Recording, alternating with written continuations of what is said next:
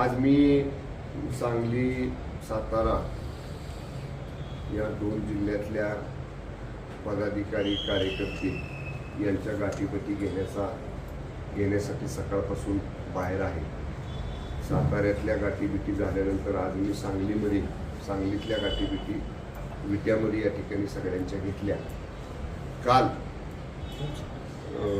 शिवसेना पक्षाचे मुख्य नेते आणि राज्याचे उपमुख्यमंत्री आदरणीय एकनाथजी शिंदे साहेबांनी या ठिकाणी स्पष्टपणाने या ठिकाणी आम्हाला सांगितलं की 11च्या 11 जागा महाराष्ट्र विधान परिषदेच्या ज्या आपण निवडणुका लढतोय त्या ठिकाणी महायुतीतल्या तिन्ही पक्षांनी महायुतीचा धर्म पाळायचा आहे आणि सातारा आणि सांगलीची जबाबदारी पहिल्यापासूनच साहेबांनी माझ्याकडे दिलेली आहे. पण आता हे मतदान करून घेण्याची सुद्धा जबाबदारी ही साहेबांनी या ठिकाणी काल पूर्ण ताकदीनं या ठिकाणी मला सांगितलं की हे मतदान शिवसेनेचं सगळंच्या सगळं हे भारतीय जनता पक्षाच्या उमेदवाराला महायुतीच्या पडलं पाहिजे आणि म्हणून त्याप्रमाणे काल आमची सगळ्यांची फोनवर चर्चा झाली आणि आज काही प्रमुख लोकांच्या भेटी घेण्यासाठी या ठिकाणी मी आलो. मी कालच माननीय शिंदे साहेबांना देखील सांगताना सांगितलं की सांगलीमध्ये अत्यंत चांगलं नियोजन आमदार सुहास भैया बाबर यांनी केलेलं आहे. पण तरीसुद्धा मी उद्या जातोय आणि त्याप्रमाणे आज आम्ही सगळ्यांच्या भेटी घेतल्या.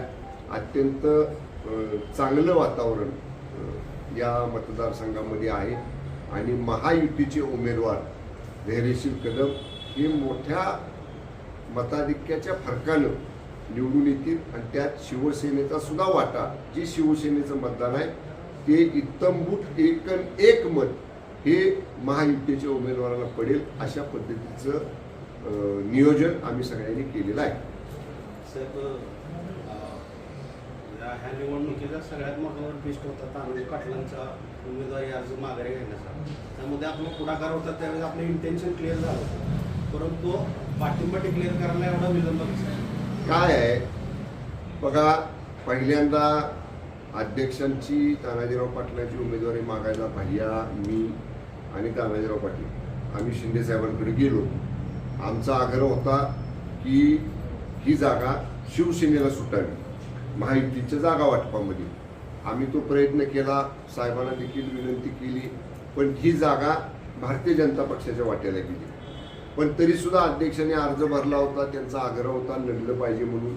पण जेव्हा आदरणीय शिंदे साहेबांनी त्यांना सांगितलं आणि आम्ही शिंदे साहेबांना भेटलो तेव्हा साहेबांनी सांगितले की बाबा आपल्याला आता महायुती करायची आहे. त्यांनी ऐकलं, मनाचा मोठेपणा अध्यक्षांनी दाखवला आणि त्यांनी अर्ज माघार घेतला. त्यावेळी सुद्धा मी या ठिकाणी सांगलीला आलेलो होतो.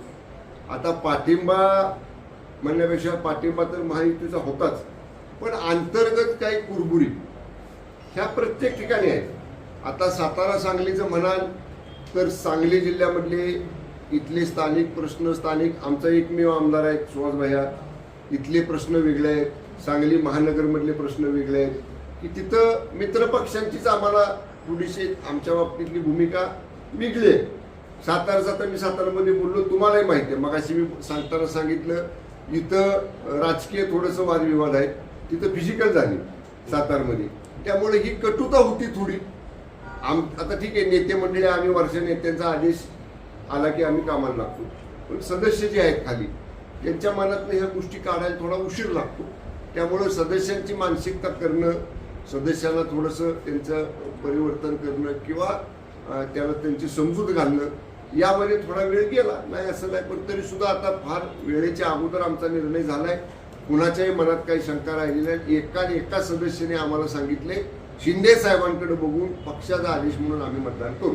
साताराचाच विषय निघाला तर जिल्हा परिषदेच्या निवडणुकीत आपण आणि मकरंदाबा एकत्र होता, परंतु विधान परिषदेच्या निवडणुकीत मकरंदाबांनी आधी तुमच्या आधी डिसिजन डिक्लेअर केला आणि तुम्ही उशिरा. नाही एकत्रच झाला आमचा, कालच झाला. काल आमचा निर्णय दुपारी झाला.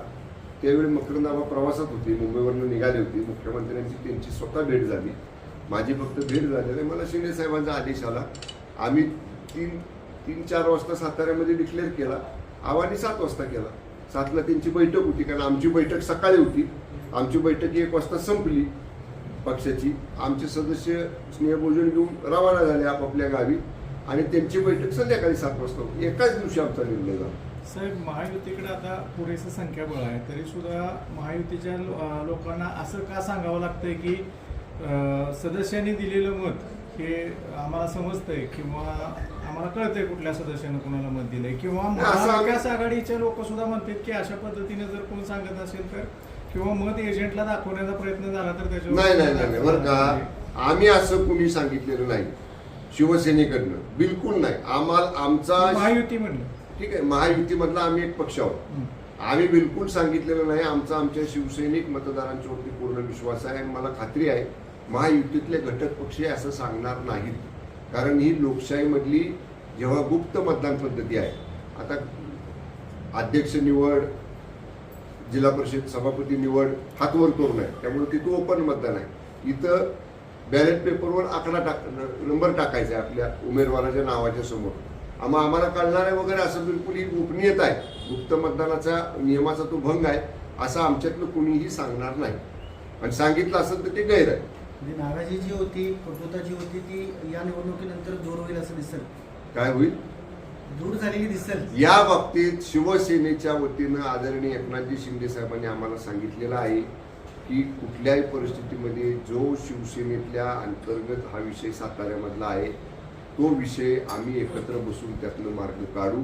आणि सांगलीच्या बाबतीत माननीय भैयांना स्वतः माननीय मुख्यमंत्र्यांनी सांगितलेलं आहे की मुख्यमंत्री स्वतः लक्ष घालणार आहेत, कारण ती त्या बाजूनं जी काही प्रश्न आहेत ती सोडवायची जबाबदारी स्वतः माननीय मुख्यमंत्र्यांनी घेतलेली आहे.